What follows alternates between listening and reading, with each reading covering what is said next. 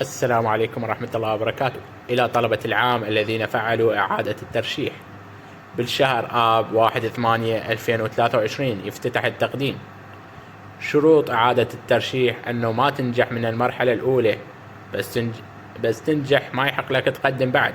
يعني أن تكون أنت السنة السابقة تكون راسب أو مكمل وتركت، حتى لو وصلت للنهائي عادي، المهم ما تنجحت. يعني انت اذا وصلت للمرحلة او وصلت للامتحان النهائي الفاينل وما امتحنت عادي، وحتى اذا اكملت وما امتحنت عادي، المهم ما نجحت.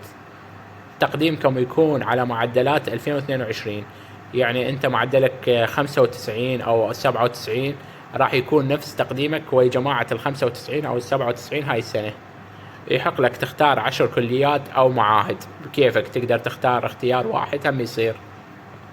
طريقة التقديم: تراجع أقرب جامعة عليك يفعلون لك الرقم السري والامتحاني من جديد، وتقدم طبيعي إلكتروني.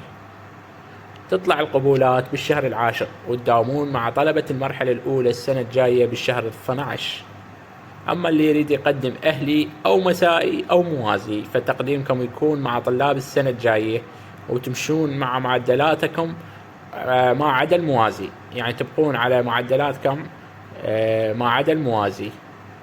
لا تنسوا الاشتراك ومشاركة الفيديو مع أصدقائكم تشجيعا منكم لكي نستمر إن شاء الله، وشكرا جزيلا لكم.